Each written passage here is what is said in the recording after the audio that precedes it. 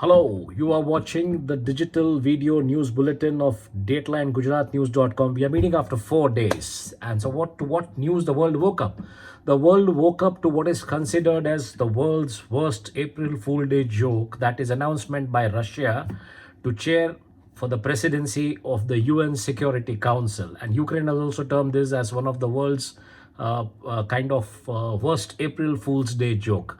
In other developments from the Russia and Ukraine war zone, I mean, most of the news are yet dominated by the war zone from Ukraine and Russia across the world. Media outlets.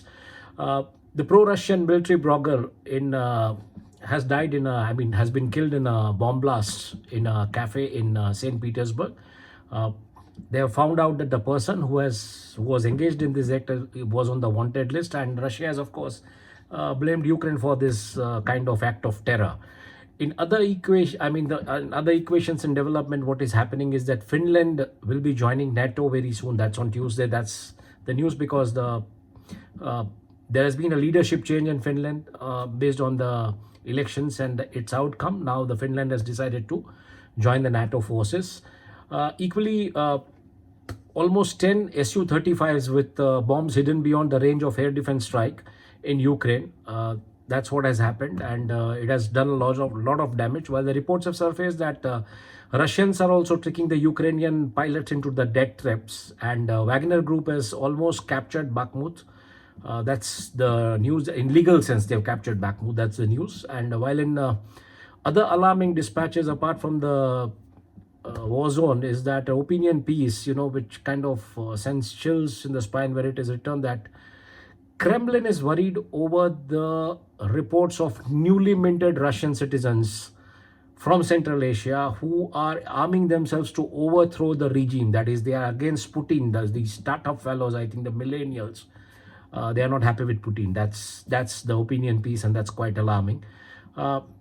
Equally, some bad news for journalists, because a Wall Street Journal reporter has been arrested in Russia. And of course, the diplomatic exchanges and talks to release this reporter are on the way between Russia and US. Going ahead in Asia, the developments in Asia are more or less that Malaysia has exhibited its readiness to negotiate with Beijing over the disputed waterways in South China Sea. I mean, that's the news across almost East Asia and Southeast Asian media outlets. Equally, these reports are mainly from the South China Morning Post, the Straits Times, and the Reuters. And equally, in another set of developments from the Korean Peninsula, if we say, a high activity has been spotted in the North Korea's nuclear complex after the Kim Jong-un ordered the bomb fuel. So this has been reported largely again by the Straits Times, the Asahi Shimbun, that's the media outlet, a renowned media outlet from Japan, and Channel News Asia, of course. So this is a kind of development. Equally, South Korea, US, and Japan, they will hold anti-submarine drills, to counter the North Korea threats. That's what has been developing in this space. Tokyo's new export controls on semiconductor equipment, it will only further kind of drive Beijing to be self-reliant. That's the statement coming from the Chinese bureaucracy and the Chinese government. Philippines, Manila is fighting back to protect its crews because Beijing government is keen to expand its territorial claims. And there is again a kind of opinion piece, which is reported in the Telegraph, in the Western media, that how China's maritime militia seized the Philippines' prime fishing waters. And responding to that, there is another a kind of opinion piece which has been reported in Eastern media outlets. That's again South China Morning Post, which reads that Philippines has picked a side in US-China conflict, and now it must face the consequences. So a kind of war on opinion pieces also, with all geophysical and geopolitical activities happening in the Asian subcontinent. Scientists further fear a catastrophic of COVID-19 virus combination with another virus. That's a MERS virus. It's a super lethal virus. So to be a little careful now, wear your mask, keep your sanitizers handy, and just be careful. That's a kind of message. Malaysia and China, they will link the partnership to stabilize the palm oil supply chain. That's in news in most of the outlets in Southeast Asia. And Myanmar Janta jets have bombed village in western Myanmar, killing 10. And this seems that this is a kind of provocation because this area was nowhere in the fighting zone. Again, Myanmar's largest lake is threatened by illegal gold mining. So that's Idawagi Lake. It's a UNESCO designated wildlife sanctuary and a world cultural heritage site. But a kind of gold mining threats are looming around them, looming around that site, you can call it. In another news developments, the US NATO ambassador Julian Smith, while speaking on NATO and strengthening relationship with South Asia and the Indo-Pacific, virtually said that North Atlantic Treaty Organization, that is NATO, is ready to engage more with India if it is interested. So, I mean, you have officially now got an invitation to join NATO. That's what it is. However, the ambassador had also, I mean, though she had stressed that currently there are no plans by the alliance to expand this to a broader global military alliance. So it's not a kind of military alliance. You just join, you be a member, so you can have your yes and no and kind of says. That's what the proposal was largely. While the Fed move is seen impacting Indian currency, Indian rupee opened lower today on Monday. I mean, and mainly it was because of the OPEC fueled jump in oil prices, because OPEC, I mean the Organization of Petroleum Exporting Countries, they said OPEC, they said that they will cut the oil production. Equally, the news from India is that Rahul Gandhi appealed for the jail sentence in defamation case in Surat court. And in development in Afghanistan, 3 UK citizens are held in custody of Taliban's. So this is the news mainly from the Asian subcontinent, that is the Southeast Asia. As we move ahead to Middle East, let's see what's happening in Middle East. The Middle East was today one of the kind of game changer if you talk of the world news. I mean, if you talk in that parity, because Organization of Petroleum Exporting Countries, that is OPEC nations, announced for cutting oil production. So on one side, US is trying to ease inflation, hiking the interest rate. On other end, the OPEC nations say that they will cut the oil production, so there will be oil prices will be triggered up. So this will again trigger inflation. So US will not be probably in a position to control the inflation. However, US has also said that this is not advisable. I mean, it's not advisable to do such a thing at such a time. So kind of Saudi Arabia has joined, West Bloc, because as the kingdom's cabinet has approved a plan to join the Shanghai Cooperation as a dialogue partner. The way, I mean, there was a news of China also, I mean, Saudi Aramco putting also a refinery in China to process 3 lakh barrels per day. So this is somewhere in those lines. And Saudi Arabia has banned imports of Indian shrimps due to some virus. The report has come from the Saudi Food and Drug Authority. And they've imposed a kind of temporary ban on imported shrimps from India due to that being infected with some white spot viruses. That's even what Al Arabiya reported. So this is kind of precautionary measure with the Middle East nation has taken as far as the food requirement and food import requirement is concerned. I mean, again, the Middle East geography is, much loaded with the fears and cloud of war on the horizon, with the tensions escalating between Iran, Israel and Syria, because Israel has destroyed some flying objects sent from Syria, where the report surfaced that some Iranian guard officers have been killed. Israel cabinet has even kind of given a green light to the militia proposed plan, and equally they have engaged into kind of aircraft exercise, red flag exercise with at Nellis Air Force base in Nevada from March 12 to March 24, and 5th generation jets integrated with US Air Force, US Navy and US Marine Corps. They kind of engaged into a flying exercise, conducting wide range of training drills. So, they're getting ready probably for that call of war if required.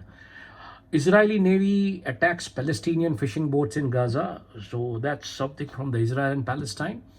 While Iran remains a hotbed, with watchdogs confirming that world's largest drone company is likely selling its tech to the Iranian, while this Chinese drone manufacturer has denied reports. It said that it has not marketed any such product to Iran, which is a violation of US sanctions. Could be some back channel kind of thing. That's where the watchdogs are alarming. And equally, the IRGC commanders, that is the Islamic Revolutionary Guard Corps in Iran have warned a kind of spies and infiltrators within the army while briefing to the supreme leader Ali Khamenei on Jan 3. So a kind of warning comes that there could be some infiltrators and spies, within the army, within the Iranian army, of course. And women in Iraq will not be spared for not wearing a veil and will be prosecuted without mercy. The women across Iran have not been tying a scarf. Mainly, they have not been wearing that scarf, handscarves in public, following the death of 22-year-old Masha Amini in police custody. So they are kind of protesting. They don't want to wear. But now there is a kind of fatwa which has come which says that if you don't wear, you'll be prosecuted in public. 7 Pakistani soldiers have been killed on Iran border. This comes at such a time when, US-Iranian tension is also gripping, because Iranian Navy wants US aircraft over the territorial waters in south. And the World Court has also ruled that US having illegally frozen the Iranian assets. So this is mainly kind of what keeps Iran as a hotbed. And other news and developments from Middle East, flight attendants claim they were repeatedly sexually assaulted by the then Prime Minister of Lebanon, Saad Hariri, onto his private plane. So there's a federal lawsuit which is taking place in this matter, and these allegations have come on the ex-Lebanese Prime Minister. And there is opinion piece, as Oman grants citizenship to 300 expats, there is opinion piece which says that how Middle East is now the new Europe. Going ahead to mysterious Africa. So what's happening in Africa? African landscape, as we see, it's more dominated by the news of Kamala Harris visiting the African subcontinent. She visited Zambia. She visited it to her Indian origin grandfather's home in Zambia, and she has extended she has said that US will be extending all support mechanism for Tanzania's development. That's what she has said. And Harris met the Africa's only female president. So these are the news. And Tanzania is on a high alert of major Marburg outbreak. So it's a kind of contagious disease. And Saudi Arabia has also issued travel alert to all those citizens who are traveling to this African countries or the sub-Saharan countries. Journalists have remained a dartboard mainly in Africa because, many journalists sustained some injuries during demonstrations in Nairobi. And 2 journalists from Burkina Faso, the French journalists, one for Le Monde and another one for Liberation newspaper, they've been expelled. Otherwise, acts of violence, world financial aid support to the nations in continent, terror group activities, pledge to eliminate such extremist outfit groups, and gold mine collapses are reflected more or less in the media headlines in African landscape. That's more or less about the Africa. Going ahead, while we go to the eccentric Europe. So what's happening in Europe? European news media is dominated by French feminist Politico to pose on a Playboy cover. And this is something, which has kind of created an uproar in France. Finland's Prime Minister Sanna Marin, she concedes elections. So, of course, now Finland will be joining NATO. That's what it is. Powerful earthquake has been reported on the east coast of Russia. Bomb blast that killed the pro-Russian army blogger in cafe, wounded 32. And the suspect, who has been reportedly said to have bombed the cafe in St. Petersburg, is on a wanted list of Russia. And Russia has also equally blamed Ukraine. The blame game has started. In Portugal, thousands of people have taken on streets in Lisbon and other cities in Portugal, protesting over the housing crisis. European Union has revamped its laws post COVID-19 and drug shortages, with laws governing the 136 billion euro pharmaceutical industry. So there were some regulations, and Paris has voted to ban the e-scooters because there have been some claims and reports of accidents because of e-scooters, and the referendum was called in response to the rising number of people being injured and killed on e-scooters in the French capital. So they said, we don't want e-scooters, no rental e-scooters. That's what the ban talks. Going ahead, in United States of America, the news again, it's United States is more or less the media which is overflooded with the news of Trump trials and Stormy Daniels developments and all that. I mean, all that political hoopla is going on. Amidst that, what is happening in Canada? 6 bodies were found at Canadian border in US, out of which 4 were of Indian origin people. They were residents of a village in Bijapur district in Gujarat, and 2 were Romanians. They tried to cross the border illegally. That's what is being heard. And I mean, India has kind of, shamed US and Canada for providing shelter to the wanted gangsters. They've said that you can't do this. Equally, UK, Australia, and Canada are emerging as a hotspot for the anti-India narrative. Canada has also pledged some $100 million to train the Haiti cops and the Haiti police. And it will now be illegal to feed pigeons and squirrels in Toronto, in Canada. And Qatar Energy entered in a farm-in agreement with ExxonMobil Canada for 2 exploration license gas offshore. So they are buying those assets. That's what the Canada and Qatari media reports are reporting about. While reacting to the OPEC output, US has said that OPEC output, the output cuts are not reasonable. They are not advisable at such a time. And the biggest news, the bun burger, the bun has literally, finally, the inflated bun has literally flattened. It seems the recession is near because McDonald's is closing its US offices ahead of layoffs. They are doing these layoffs as a part of restructuring. However, there is no sure number of employees who would be set for the layoff. It is unclear, but most of the people have been asked to work from home for this week, and the developments will be rolling out as to how many people will be laid off. McDonald's selling burgers, they are laying off the people. So these are indications and signs of recession. Going ahead, New York Times is stripped of its blue verification tick on Twitter after refusing to pay Elon Musk's new fees, and they said on Sunday that we don't want your blue tick. Get lost. That's what they said. No, they did not say get lost literally, but I am saying get lost. That's what they said. Any which ways, I also don't have a blue tick on my Twitter. That's at HB tweets for you. No blue ticks. Thank you. But it's all about credibility. They say blue tick is a credibility, but you buy a blue tick with the money, it's not a credibility. So you have to be credible. That's very important. More companies are watching their remote workers in work from home on camera. However, that is costing them big time. And US Air Force is ready with the new electronic attack jets. It prepares for the first flight.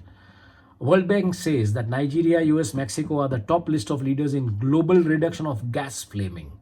So while Mexico's 100 billion auto parts industry is reinventing itself for the EV era. Behind the excitement around electrification, the Mexican manufacturers are figuring out their own transition, what it will look like. And narco trade remains a vital point, of pivot of discussions in the US-Mexico summit as tensions over narcotic policy flare up. China and Brazil have reached an accord to trade with their own currencies, avoiding the US dollar, because China's RMB becomes Brazil's second largest international reserve currency. And Havana and Beijing, they have signed an agreement to promote Chinese tourism in Cuba. While in other developments, Cuban state-owned complex Ali Impex will import food from Panama. And Dominion agents say a record cocaine stash has been found among bananas. So cocaine was, packed in the banana cartons and it was being smuggled. Dominion anti-narcotic agents, they have seized more than 2 tons of cocaine stashed in shipments of bananas en route from Ecuador to Netherlands. So it was from Latin America to Europe. And that's what it is. And Venezuela has detained 44 officials in corruption probe. Equally, the government cracks down on embezzlement that is believed to have lost its $1 billion. A shadowy brokers walk off with billions in Venezuelan oil trade. It's a kind of a startup which was trading in this oil trade. The owner was also not knowing what they were doing, and they have, siphoned off billions of dollars in this Venezuelan oil contracts. So look at the way the startups are being used. They are becoming a crime pit holes or crime stop holes to engage into economic crimes. Then they vanish up in air. So this is dangerous. Any which ways, IMF has lowered the bar on the expectation of Argentina's forex reserves, and Moscow will finance Havana's wholesale store as well as promote a hotel exclusively for Russians. And in a development in Pacific Ocean off Colombia, 3 drug-laden ships were intercepted, 2 sunk. More than 4 tons of marijuana has been seized. Bhang. 4 tons. Just imagine what it would mean. Going ahead, as we go to the playful South Pacific, what's happening in South Pacifics. I mean, we come after the 4 days, so there is a lot of news. And what's happening in South Pacific is that Australia sees that the lithium exports are matching thermal coal exports by 2028. And Australia's big four bank ANZ halts cash withdrawal. They say that from many branches, you cannot kind of withdraw cash. And this move comes, as Australians continue to reduce their usage of cash and bank branches, but has sparked a fear that is this the death of cash or something, like it's going to be a cashless economy. So what is it going to be? Australia has imposed new restrictions on the Russian officials. 2 Aussie construction majors have failed and collapsed. So this is creating kind of bubble, a kind of falling bubble in the Australian space. So, right from New York to Australia, Sydney, New Zealand, there's clouds of recession everywhere. The banks are also thinking how to rejig this, how to balance the inflation. So this is the news which is affecting your pocket. Well, it's likely to affect your pocket. Oil prices will go up now because the oil production is going to be cut down by the OPEC countries, which will begin from May and will last till end of this year. So yeah, be ready for this. On that, elections in India, 2024 Lok Sabha election, don't know what government will do.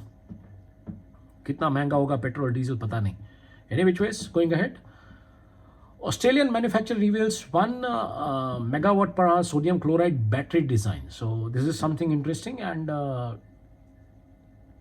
from New Zealand, the nation's parliament holds first Taiwan friendship group meeting or a dialogue. And New Zealand government advocates the benefit of responsible, sustainable development through the demolition exercises.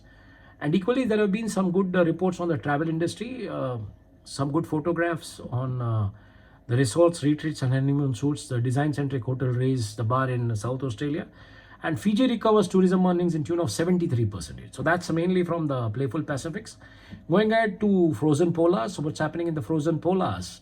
The news temperature in the frozen polars, that's soaring with the news of deep ocean system heads for collapse as Antarctic ice melts. So the entire oceanic system is moving towards collapse. So that's the reason you see this climate change, because this all happens because of the ocean currents. Now, if ocean currents do not happen, then the rain clouds are not seeding up. There are a lot of issues on agriculture, on food, these triggers to inflation, the oil drilling, everything. And Antarctica ice poses grave risk to ocean circulation. That's the new study which has been claimed of. And equally, amidst the news of ocean circulation being affected by ice melt, the good news is the container traffic via Arctic Basin ports in February 2023 is up 5.7% on a year-on-year basis. While equally, the reports have also surfaced of Norwegian Arctic to be evacuated due to heavy avalanche. And Arctic and non-Arctic nations, they come together, they share their views on the Arctic security. However, Russia's revised foreign policy document aims at neutralization of unfriendly Arctic actions in Arctic. So they say that Russia's revised foreign policy documents aim at neutralization of unfriendly actions in Arctic. So I think Russia will continue dominating oil, gas, whatever they have to do, and they say others should not do it. That's the news for the day. See you tomorrow. You can log on to our website, datelinegujaratnews.com. Read our newsletter. Click on the links if you want to read more in details. Cut paste the bullet points, hit it onto the search bar and get the resources of the news from across the world of whatever interests you. Slowly and gradually, we'll be plugging the India development, the Gujarat development, and the business developments from across the world. The business developments will be from across the world and India, of course, and the India bulletin will be mainly of the mainstream news of the action across the day, and of course, the Gujarat bulletin also would be a kind of combination of the mainstream news. So till then, see you tomorrow. Goodbye. Have a good day. Thank you.